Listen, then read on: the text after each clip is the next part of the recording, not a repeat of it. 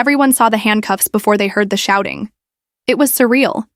6 men in navy blue uniforms storming into my ranch office like they owned the place, their badges glinting under the fluorescent lights, their faces set with the seriousness of people who thought they were on official business. But I knew better.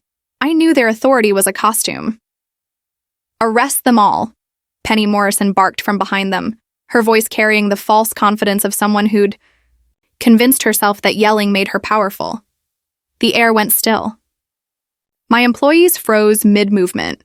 Sarah, my accountant, 7 months pregnant, clutched the edge of her desk as if bracing for impact.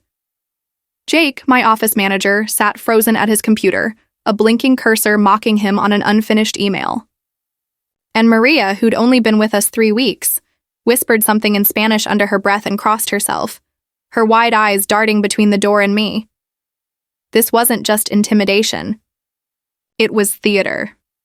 "Stand up," the lead man barked, swinging a pair of handcuffs like a toy he'd just unwrapped. "You're all under arrest." Arrest.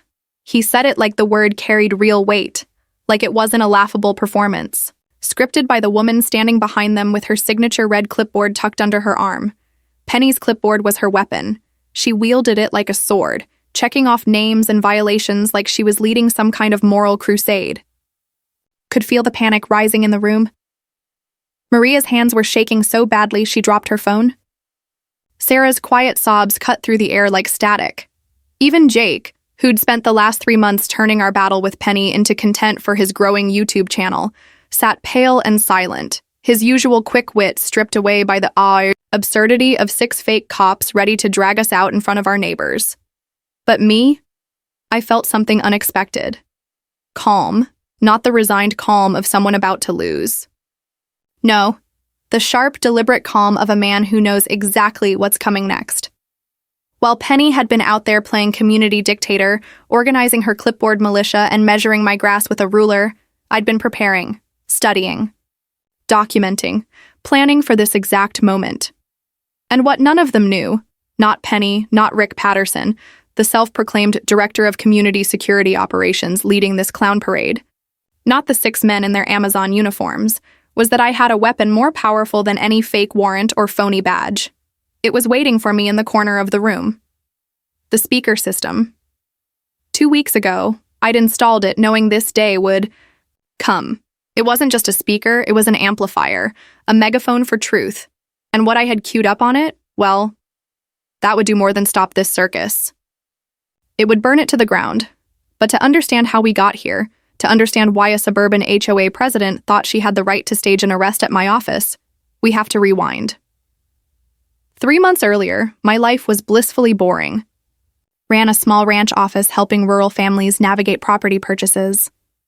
Our biggest drama was whether the coffee maker would survive another week or if Sarah's brother could finally fix the AC unit. That was it. That was my life. Then I met Penny Morrison, or rather, I met her through an envelope, a thick one, wedged under my door, stamped with Meadowbrook Estates HOA's letterhead. Notice of violation. Your business premises have been found in violation of Community Standard 23B. Non-compliant parking configuration. Fine, $200 payment due within 10 business days. I remember staring at it for 5 full minutes, trying to figure out if it was a joke. Non-compliant parking configuration? My office sat on a 1/4 acre of rural land. The parking lot was a gravel patch I'd laid out myself when I bought the place 2 years ago. No one had ever complained. And more importantly, I wasn't. In Meadowbrook Estates. My property sat a 1/4 mile outside their boundary, so I did what any rational person would do. I laughed. I tossed the letter in the trash and got on with my day.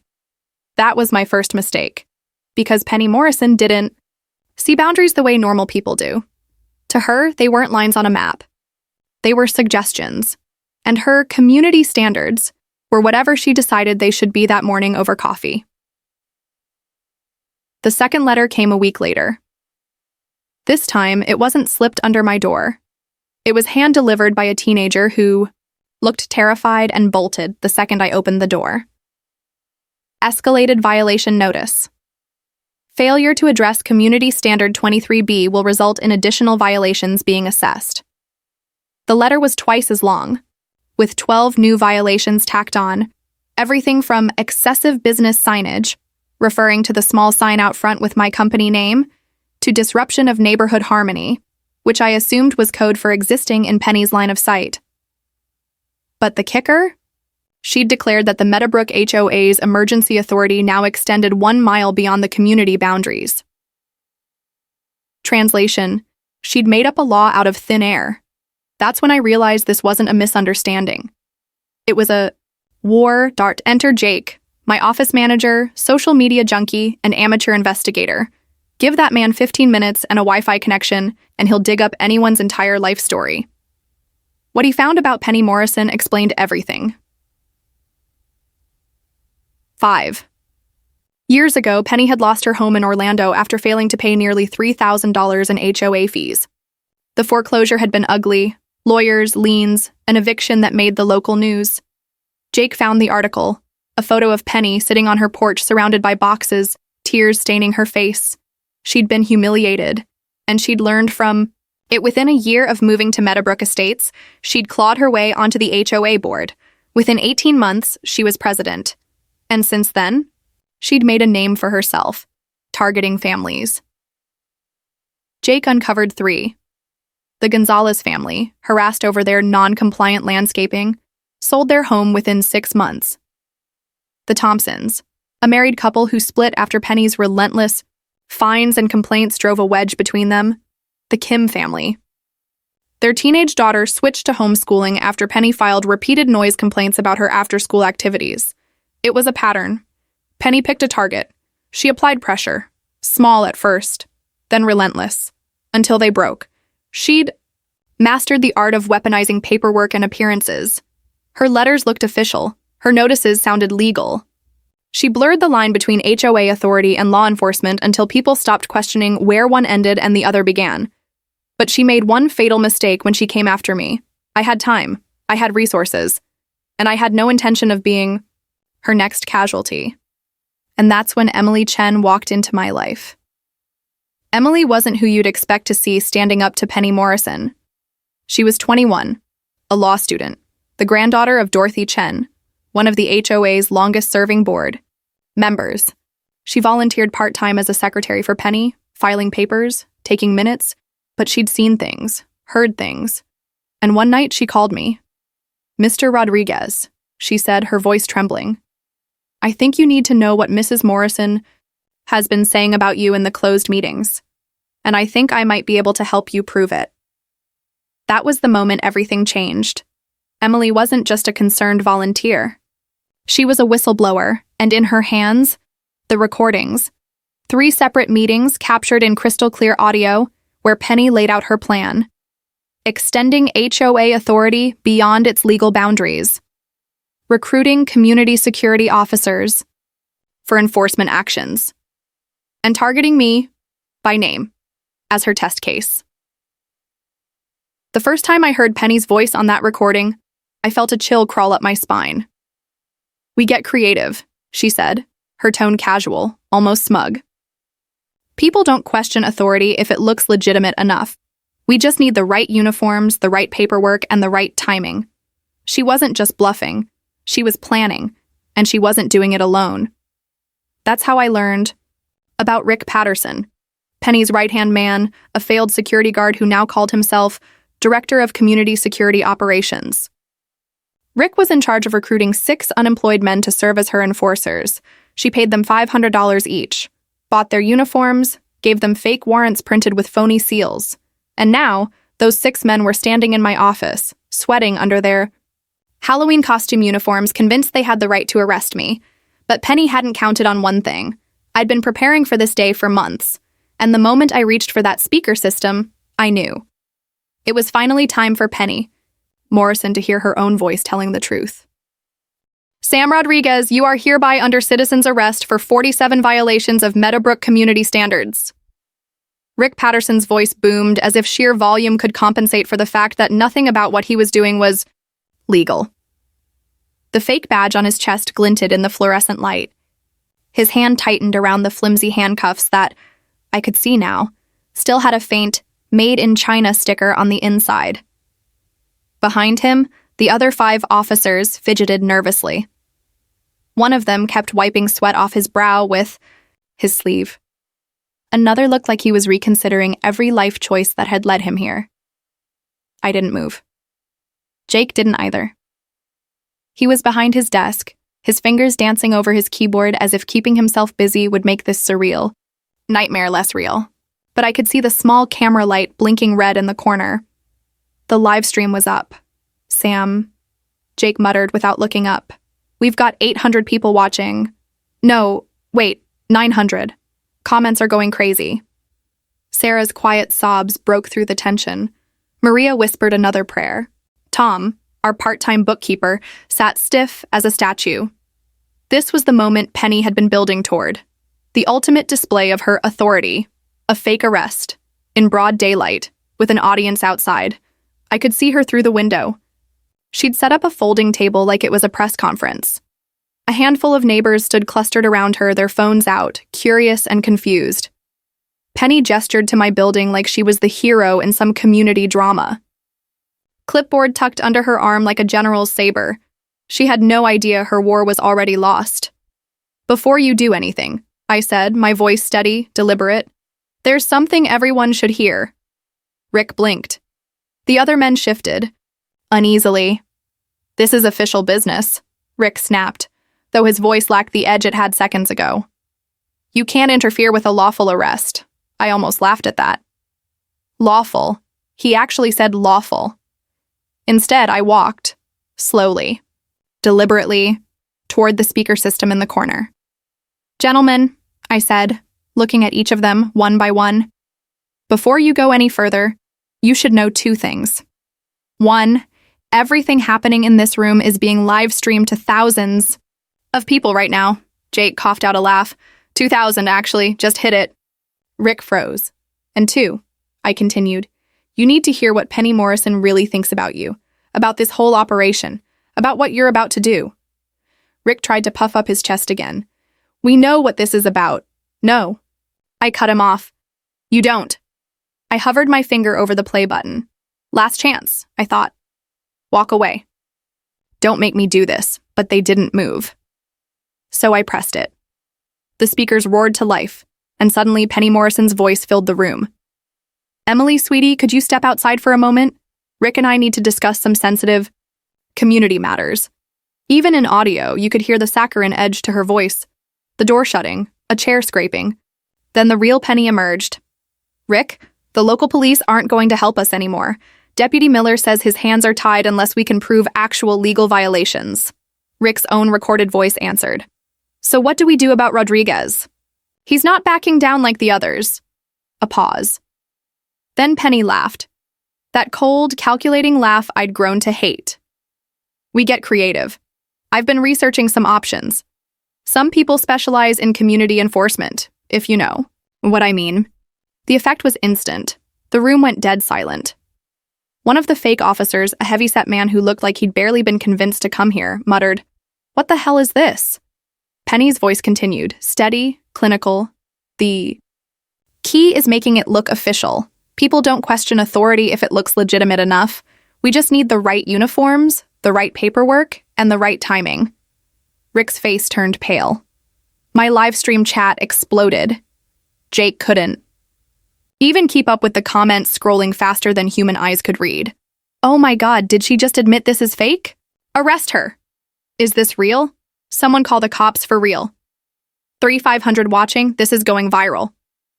Jake's voice was low, stunned. Sam, this is blowing up.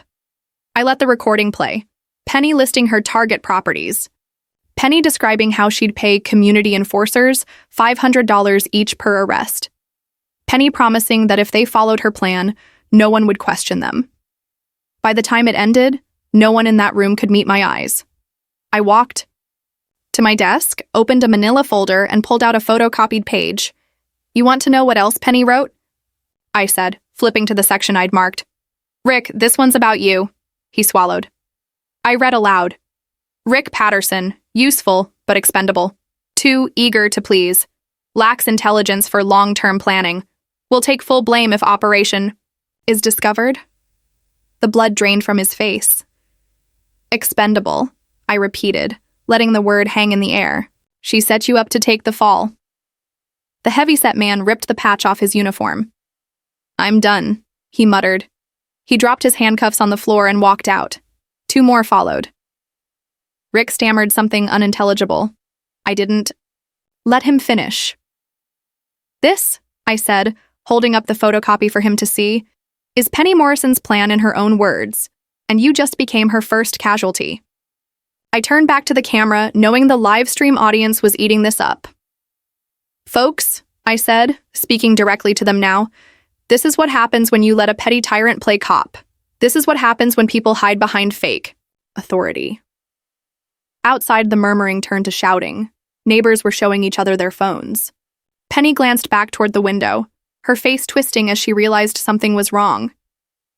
Sam, Jake whispered, 5,000 people, and someone just said Channel 9 News is watching the stream. Perfect. Exactly what I needed. Rick looked like a man standing on the edge of a cliff with no idea how he got there. And Penny? She was about to learn that the clipboard she clutched so tightly wasn't a shield anymore. It was evidence, and the whole world was about to see it. They say there's a moment, just one, when a person realizes the performance is over, when the mask slips and there's no more pretending. I saw that moment on Rick Patterson's face.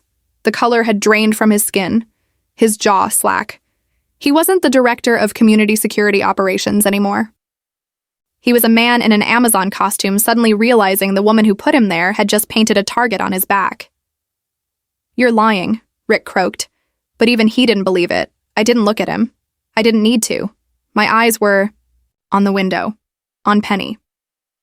She was still outside, clipboard clutched to her chest like a shield, rallying her little crowd of neighbors as if she still owned the stage.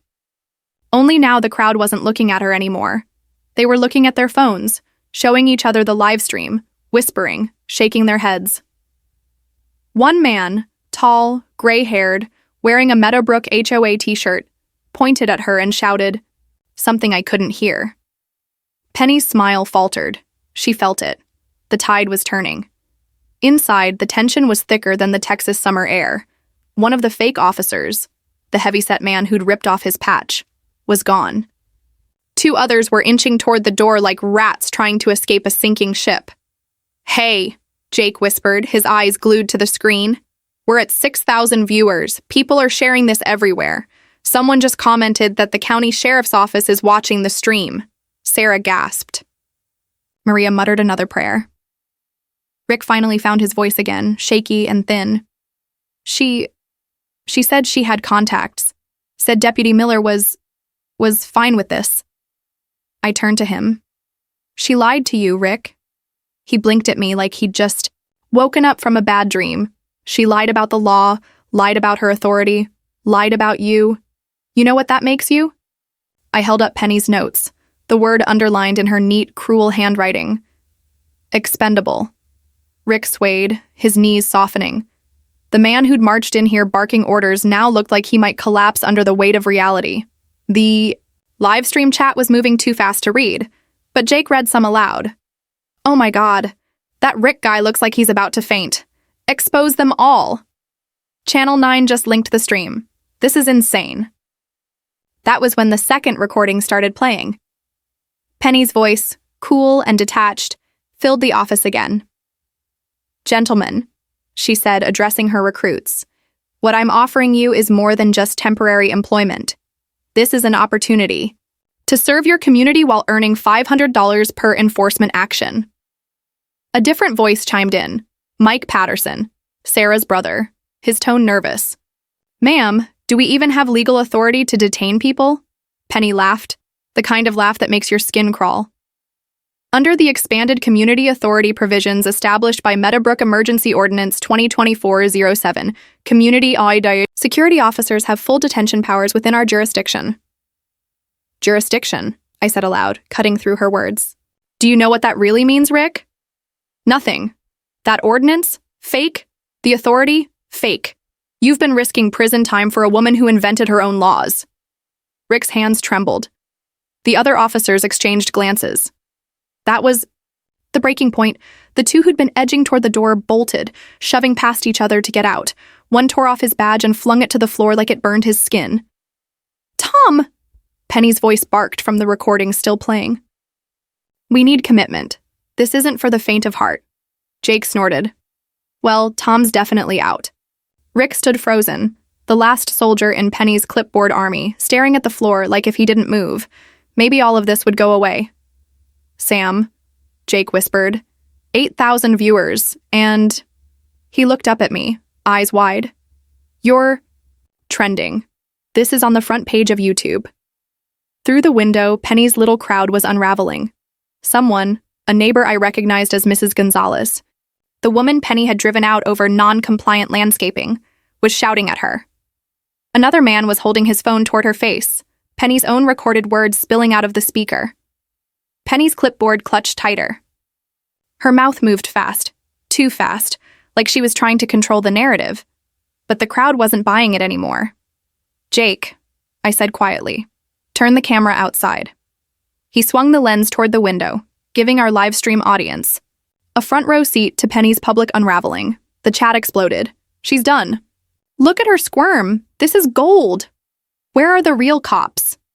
That's when the office door swung open again, and for a second, just one, my heart stopped. Dorothy Chen. 80 years old, silver-haired, elegant in a way that made everyone in the room instinctively straighten their posture. Emily's grandmother. One of the HOA's founding members. And she wasn't alone. Emily Chen walked in behind her, arms full of folders, eyes blazing with the kind of righteous fury you only see in people who still believe justice matters. Dorothy set a cardboard box on my desk with a thud that made everyone flinch. "Sorry I'm late, Sam," she said, her voice firm, commanding. "But Emily and I have been busy gathering the evidence Penny thought she could hide." She looked at Rick with a disappointment, so sharp it could cut. Emily stepped forward, her voice steady.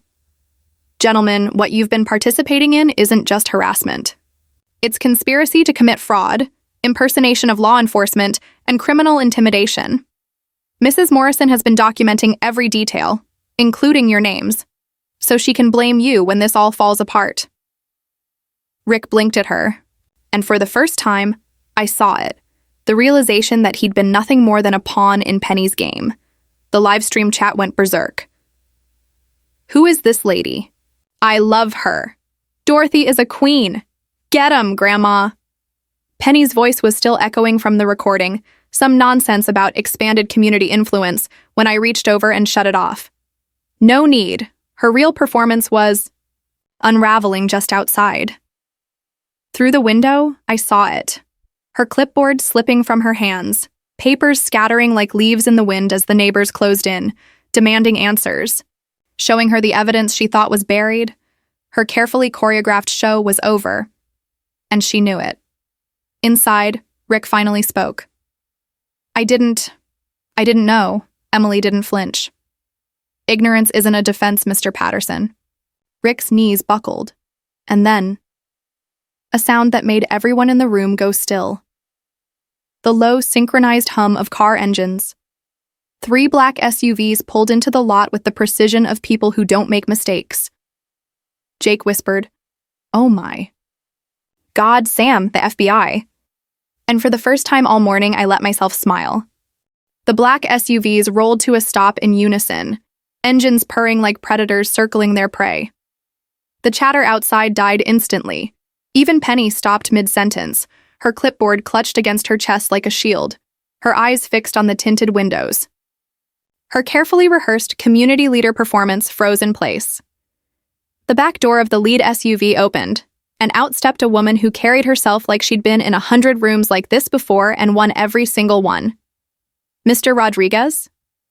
she said, walking toward me with the steady, deliberate pace of someone who didn't need to prove authority. She was authority. "I'm Special Agent Sarah Martinez with the FBI. We need to speak with you." For a moment, no one in my office moved.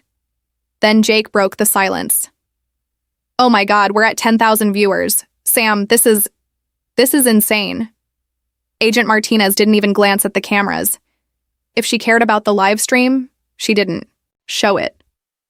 Her focus was entirely on me. Behind her, more agents fanned out. Real agents, real badges, real authority. Their movements were sharp, controlled. Rick Patterson's legs gave out. He stumbled into a chair, his fake badge dangling like a joke. "Oh God," he whispered. "Oh God, oh God." Agent Martinez clocked him with a glance, then turned back to me. "Mr. Rodriguez, your live stream this morning provided us with the final piece of evidence we needed. We've been investigating Operation Meadowbrook for 6 months.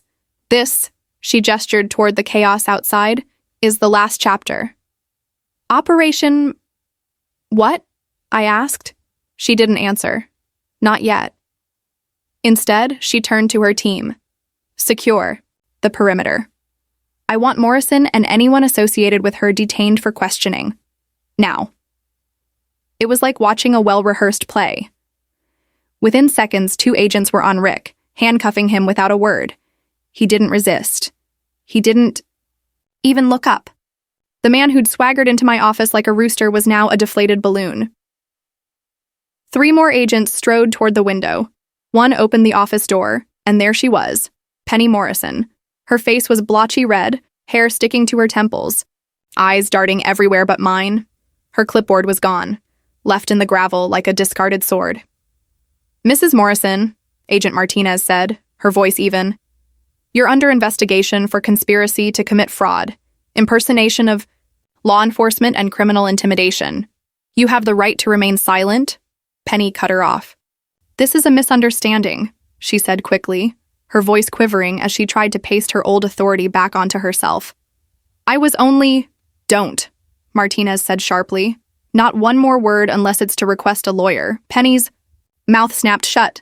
The neighbors outside, who had been whispering moments ago, now openly stared. Some recorded, others just watched, their faces a mix of vindication and disbelief. I stepped forward before she could be led away. "Penny, I..." said. She froze. For the first time in 3 months, she wasn't the one in control. Was it worth it? My voice was quiet, but it cut through the static of the scene. All of this, the fake laws, the costumes, harassing my staff, dragging my pregnant accountant into your little power trip. Was it worth it? Her lips trembled. "You don't understand," she whispered. They who? I demanded, but Agent Martinez's hand on my arm stopped me. "Mr. Rodriguez," she said low, "don't. Let us do our job." Emily stepped up beside me, her voice firm.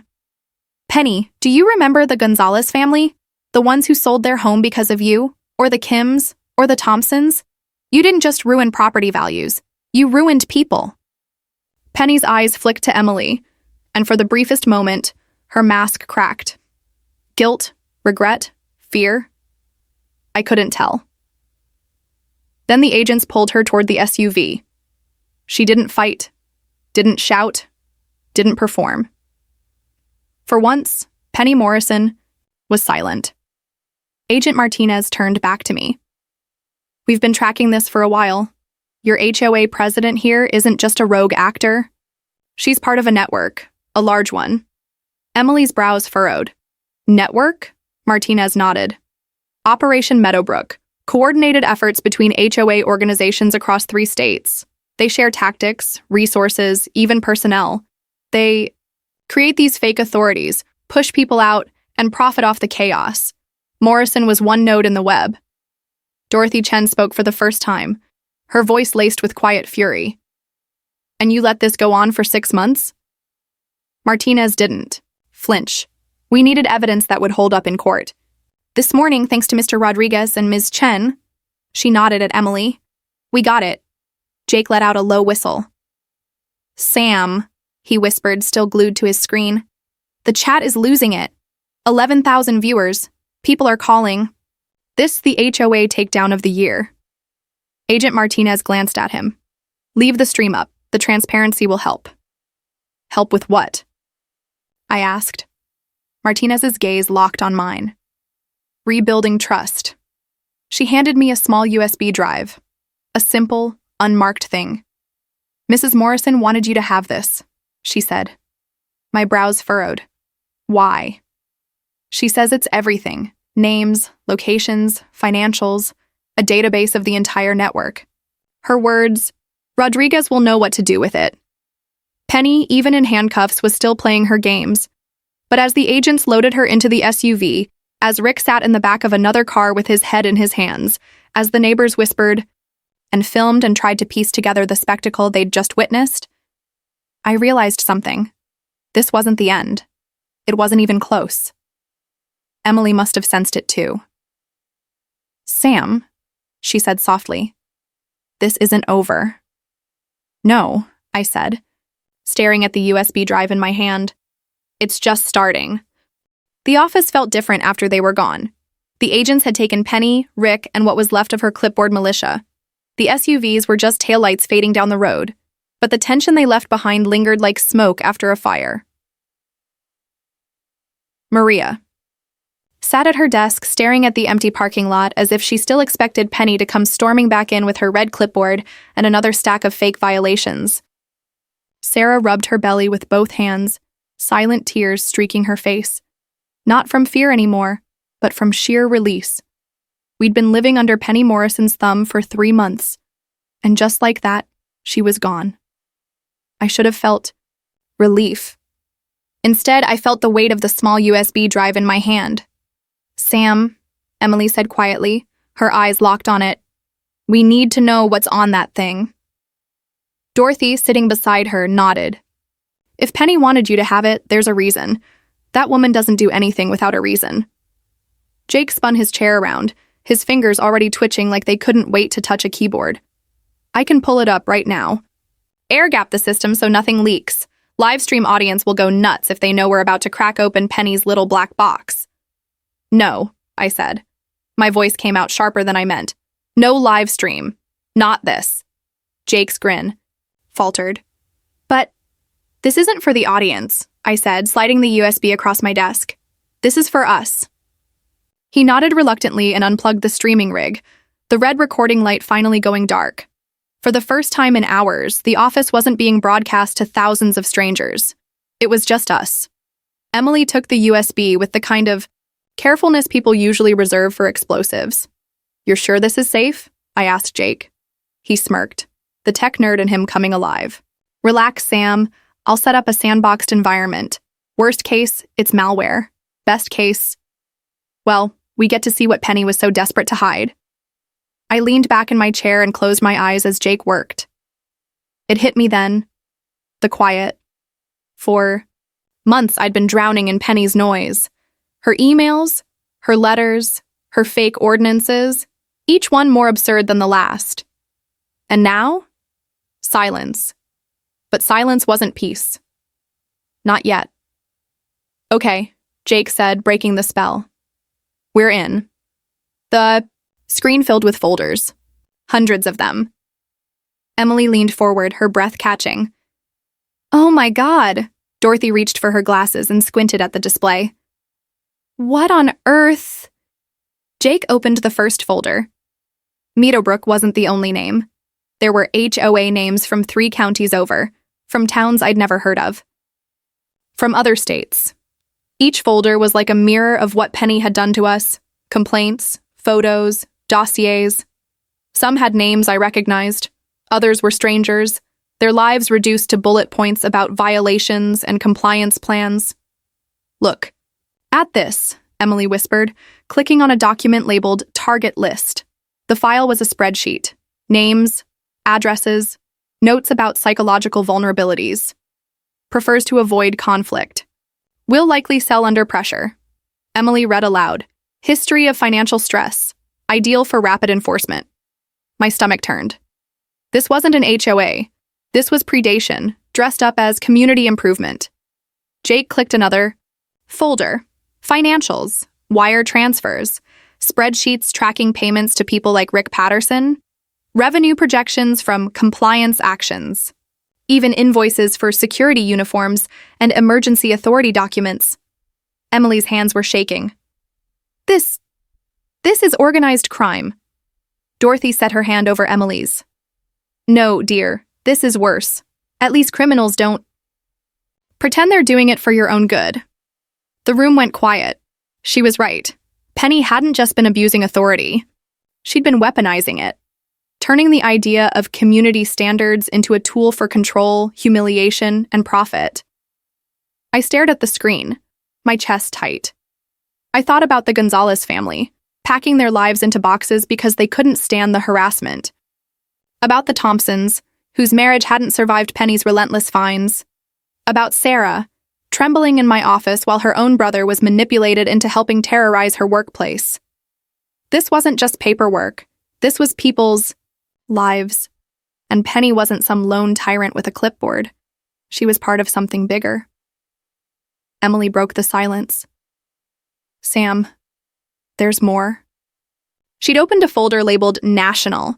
It wasn't just 3 counties. It wasn't even just our state. There were 200 folders. 200. Each one a different HOA. Each one a different nightmare.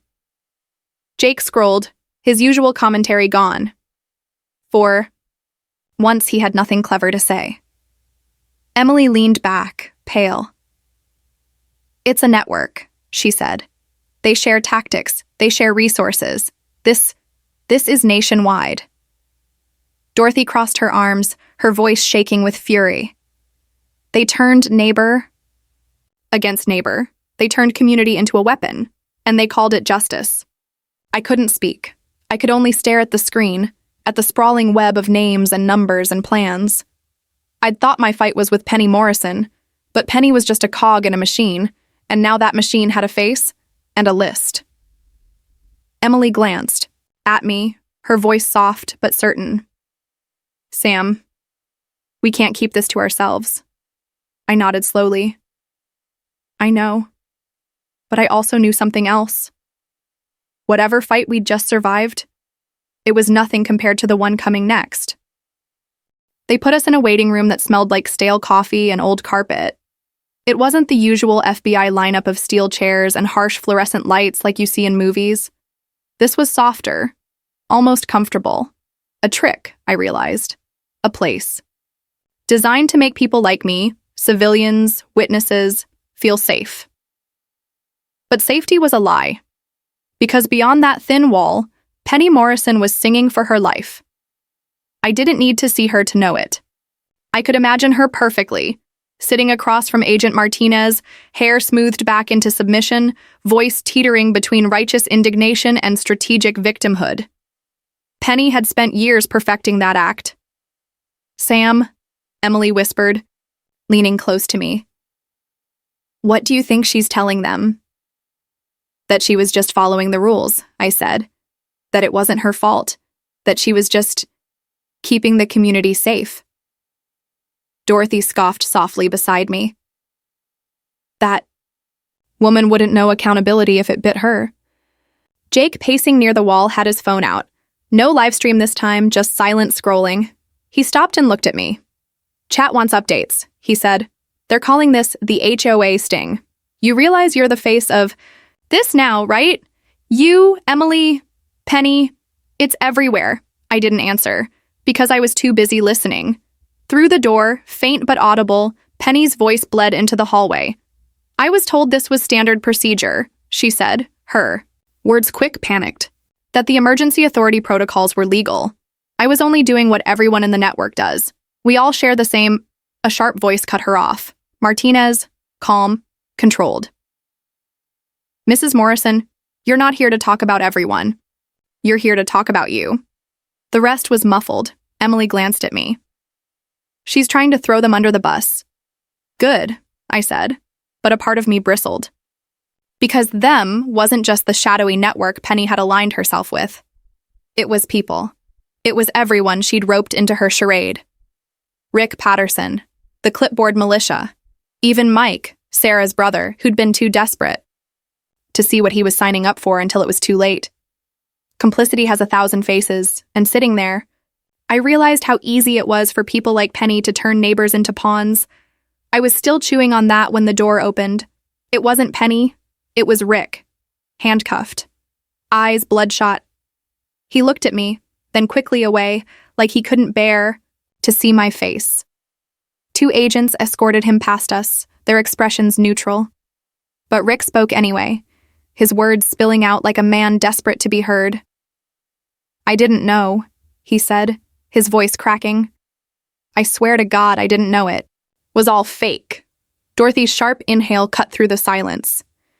"Didn't know?" she said, her voice ice. "You stormed a man's office with toy handcuffs and thought that was justice?" Rick flinched but kept talking, the words tumbling out. "She said it was legal. Said we were helping the community. Said we'd get real positions. After this, security contracts, benefits." I felt Emily stiffen beside me. "She promised you power," she said quietly. Rick's eyes flicked to her. "She promised me a job. And she promised Mike. She promised him his sister wouldn't lose her job if we complied." I froze. Sarah. It wasn't enough for Penny to terrorize her. She used her as leverage to keep her own brother in line. Rick's voice broke. "I didn't want to do it. I told her, but she said the network would bury me if I backed out, that they'd ruin me." "Network," Dorothy repeated. "Always the network." "What about you, Mr. Patterson? Did you ever stop to think about right and wrong?" Rick dropped his gaze. The agents moved him along before anyone could say more. Emily turned to me. "He's not lying." I didn't need her to explain. I'd seen it in his face. He wasn't innocent. But he wasn't the mastermind either. He was another piece. A pawn in the machine Penny had promised would make him more than he was. We all sat in silence after that, the weight of it pressing in. Finally, the door opened again. This time it was Agent Martinez. She didn't waste words. "Mrs. Morrison has agreed to cooperate," she said. Emily's brow furrowed. "Cooperate how?" Martinez handed me a manila folder. "She's giving us everything. Documents, communications. She wants a deal." Dorothy bristled. "Of course she does. She'll throw anyone under the bus if it keeps her out of prison." "She won't be walking away from this," Martinez said firmly. "But if she helps us dismantle the larger network, it could impact her sentence." Emily leaned forward. "And the network?" Martinez's eyes darkened. "Bigger than we thought, multi-state, coordinated. They target properties outside HOA jurisdiction, use fake enforcement to force compliance or sales, then profit off turnover. They're organized, well-funded, and very good at staying invisible." I stared at the folder in my hands. Penny's files, her legacy, her insurance policy. "Why me?" I asked. "Why give me that USB? Why tell you I'd know what to do with it?" Martinez studied me. "Maybe she thinks you'll expose them. Or maybe she just wants to burn the whole thing down on her way out. Either way." She glanced at Emily, at Dorothy. "At this point, you're part of this." Her words sank into me like a stone in water. Part of this. I'd thought my fight was over. But now, I wasn't just a victim. I was holding a map to a battlefield I didn't even know existed. And suddenly, I understood exactly what Penny had meant when she'd whispered to Martinez that I'd know what to do, because I did. And for the first time since this nightmare started, I didn't feel powerless. The next morning, my office didn't feel like an office anymore. The coffee machine hummed in the corner, as if trying to insist things were normal, but everything else screamed otherwise. Stacks of files spilling across desks, whiteboards crammed with names and dates, Jake's laptop humming with multiple encrypted drives connected at once. This wasn't work. This was war prep. Emily sat cross-legged on the floor, her hair in a messy bun, surrounded by Penny's files like a law student cramming for the bar. Dorothy occupied my desk, flipping through printed spreadsheets with a highlighter in hand, muttering under her breath about criminals in cardigans. And Jake, wired on his fourth energy drink, was building what he called the command center, hooking up monitors to map the entire network from Penny's database. "This is insane," he said for the fifth time that morning. Like, movie-level insane. 200 HOAs, coordinated. I mean, I knew HOA Karens were bad, but this is a whole villain syndicate. Emily looked up from her stack of papers. "That's why we can't just hand this to the FBI and walk away. They'll bury it in litigation for years. Meanwhile, these people keep destroying lives." Dorothy sighed. "You're not wrong, But let's be clear, going public with this, it paints a target on all of us. These aren't just suburban busybodies. They've got lawyers, money, friends in high places. They'll come after anyone who threatens their operation. I leaned against the doorway, arms crossed. We expose them anyway, I said. All three turned to me. Sam, Dorothy said, her tone sharp. Think before you say that. You've seen the files. They don't just pressure people with fake violations. They use fear, harassment. And if what Rick said about them ruining people is true, then it's exactly why we can't keep quiet. I cut in. The room fell silent. Emily's gaze held mine. You're thinking about the Thompsons. I nodded. About their house, sold under duress. About their divorce, fallout from Penny's relentless campaign. About the Gonzalez family. About Sarah, clutching her belly while her own brother nearly dragged her out in handcuffs. How many more were out there? People living in quiet hells like we had, thinking they had no way out. No, silence wasn't an option. Jake broke the tension. Okay, so say we go public. What does that look like? Live stream? Press conference? A viral expose? You know I can make this explode online. But once it's out, it's out. There's no walking it back. Emily chewed her lip. It can't just be a viral stunt. We need impact, legal pressure, media attention, other victims stepping forward. This can't just be a YouTube story. It has to be a movement. Dorothy leaned back in my chair. Then we rally the victims, Gonzalez, Kim, the families in these files. You can't fight a monster like this alone. But a few hundred angry homeowners with documented abuse?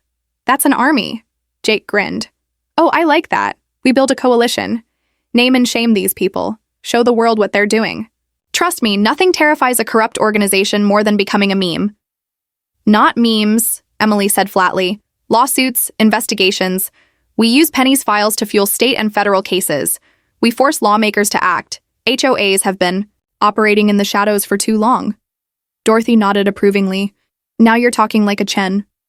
I walked to the desk, running my fingers over Penny's meticulous notes. In some twisted way, she'd given us everything we needed to destroy her, and the system she'd helped build.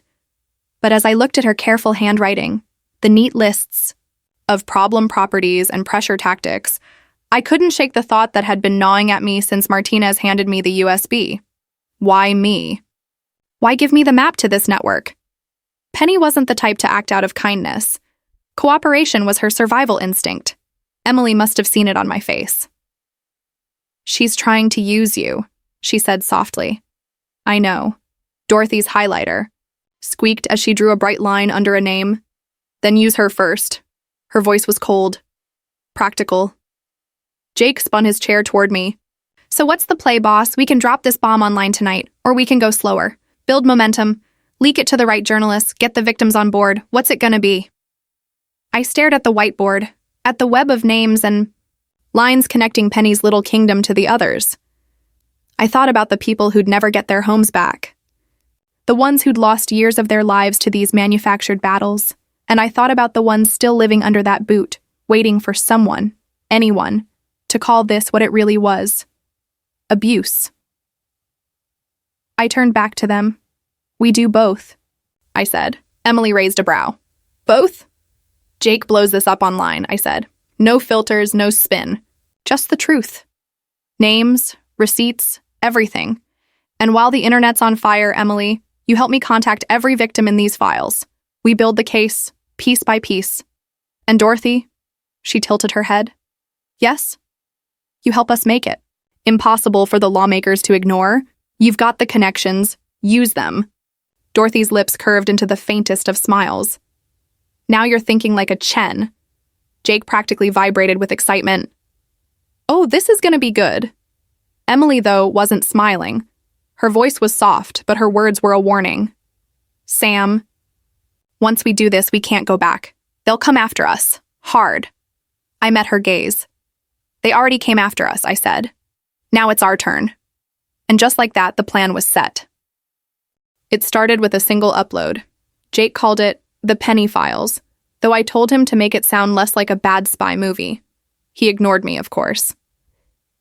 At exactly 9 a.m. on a Wednesday, He hit publish on a video that was nothing like his usual livestream rants. No banter. No gimmicks, just truth. It opened with Penny Morrison's voice, sharp and smug, from Emily's recordings. People don't question authority if it looks legitimate enough. We just need the right uniforms, the right paperwork, and the right timing. Then a title card. Operation Meadowbrook, How HOAs Are Waging War on Homeowners. And for the next 47 minutes, Jake unraveled everything. The fake warrants, the militia uniforms, the fabricated emergency authority, Penny's dossiers on families, their fears, their weaknesses, their pressure points. Then came the database, names of HOAs across the country, documents tying them to the same tactics Penny had used on us, invoices for compliance actions, evidence of kickbacks from developers eager to scoop up properties under duress. It was all there. By noon, the video had 200,000 views. By evening, it had 1.2 million, and by the next morning, we were everywhere. The Penny Files trended on Twitter. News anchors debated whether homeowners associations had gone too far. Local stations camped outside my office, shoving microphones in my face. Some outlets framed me as a hero. Others painted me as a troublemaker, stirring up paranoia. I didn't care, because for every pundit arguing over optics, 10 more people were coming forward with stories like ours. The Gonzalez family called first. I didn't even recognize the I number when I answered. Mr. Rodriguez? Mrs. Gonzalez's voice shook. I saw the video. I thought we were alone. But we weren't, were we? No, I said quietly. You weren't. Then came the Kims, the Thompsons. People I'd only known through Penny's careful clinical notes suddenly had voices, faces, stories. Some cried, some raged. All of them wanted in. Within a week, we had a coalition, 100 families, then 200, then 500, people from across the country. Some had been harassed into selling their homes. Others had spent years fighting fabricated violations, bleeding themselves dry in legal fees. One man from Arizona told us his HOA had fined him for parking his work truck in his own driveway until he lost his business. Each story was a scar, and now those scars were evidence. Emily spearheaded the legal front, organizing documents, drafting statements, connecting victims with pro bono attorneys who saw this for what it was: systemic abuse hiding behind community improvement.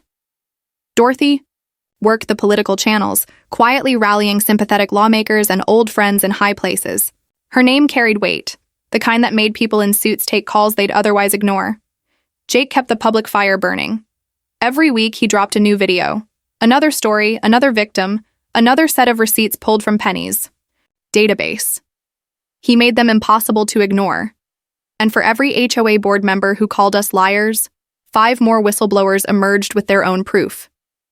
But with the attention came the threats, emails promising lawsuits. Anonymous phone calls telling me to drop it or else. One night I found a letter taped to my office door.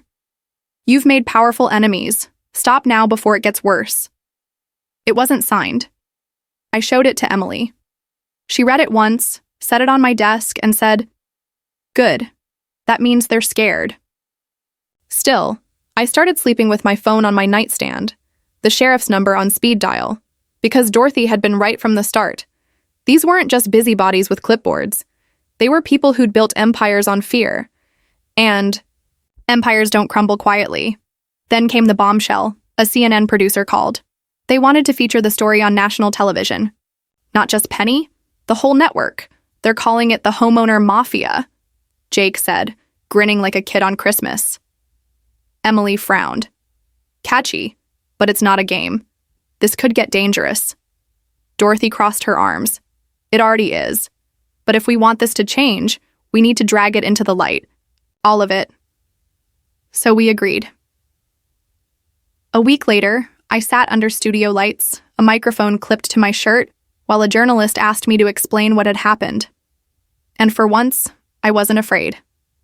I told them everything.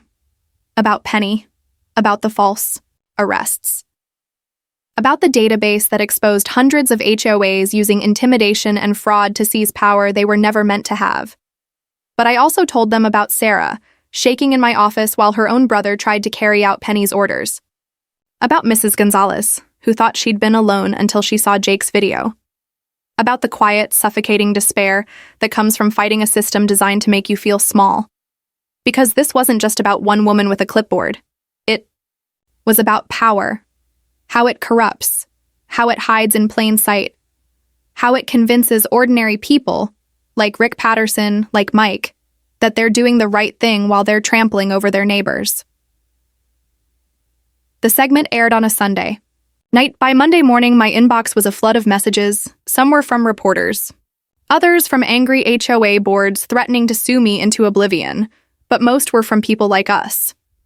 "Thank you," they wrote. "I thought I was crazy. I thought I was alone. Now I know I'm not." That's when I realized the truth. This wasn't my story anymore. It belonged to everyone who'd ever been silenced by people like Penny Morrison. Everyone who'd been told these are the rules, when really, they were just victims of someone else's power trip, and for the first time, they weren't alone. Neither was I. That night, I sat in my darkened office, staring at the USB drive still plugged into Jake's computer. There were still names we hadn't uncovered, still documents we hadn't parsed, still battles waiting in the shadows. Emily joined me, setting a fresh stack of files on the desk. "This is just the start," she said. "I know." "Does that scare you?" I thought about Penny's face as the FBI took her away. About Rick, broken and pale in that interrogation room. About the letter taped to my door. "Yeah," I admitted. "It does." Emily didn't smile, but there was a kind of fire in her eyes. "Good. Fear means we're still human, but we can't stop. Not now." Dorothy's voice floated from the doorway. "Then don't. Change doesn't come from comfort." Jake barged in behind her, holding his phone. "Guys, we just hit 5 million views. National news is running the story. And get this, 3 more HOA board members just emailed me. Whistleblowers. With files." Emily looked at me. "So," she said, "what now?" I stared at the screen, at the names, the network. The fight still ahead. And for the first time, the weight didn't crush me, it steadied me. "Now," I said, "we burn the whole damn thing down. Because sometimes justice doesn't look like winning a case. Sometimes justice looks like turning on every light in a dark room and refusing to let anyone hide again."